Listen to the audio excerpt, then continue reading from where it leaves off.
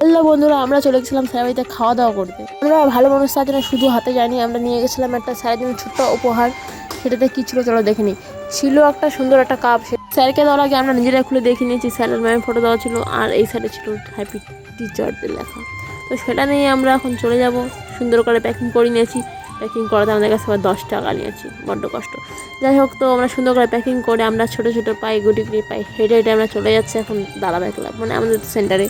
তো চলো আমরা এখন সেন্টারে পৌঁছে গেছি। আর সেন্টারে পৌঁছার সাথে সাথে দেখো কি হলো, বুঝে গেছি। তো এখন খাওয়া খাবো কি দিয়ে? कौन है ये लोग? कहाँ से आते हैं? টেনশন টোকন না আনাতে রিয়া পড়ে গেছে টেনশনে। চলো এখন আমরা এখন স্যারকে বলবো, এখন স্যার দেখে কি বলে আমাদের।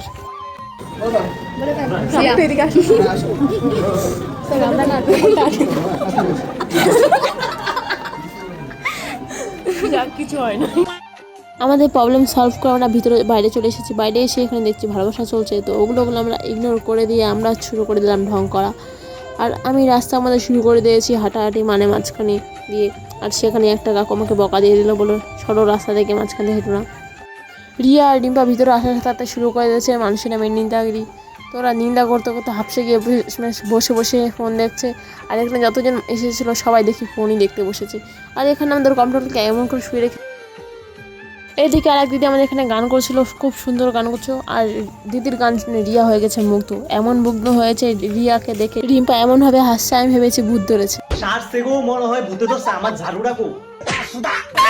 দিদির গান টান শোনার পর আমি আমার প্যাকেট নিয়ে নিয়েছি। আর আমার বান্ধবীরা দেখো এখন ঘুরঘুর করতেছে। তো ওরা নেওয়ার পর আমরা ফাইনালি বেরিয়ে পড়েছি। বাড়ি যাওয়ার জন্য অনেক রাত হয়ে গেছে, কারণ 9টা পার হয়ে গেছে। তো চলো আমরা এখন বাড়ি যাই, দেখা হচ্ছে 8টা। তোমরা তোমাদের ছেলেবেলাতে কী করলা খাইলা সব কিছু কমেন্টে জানাও। আর ততক্ষণ আমরা টাটা বাই।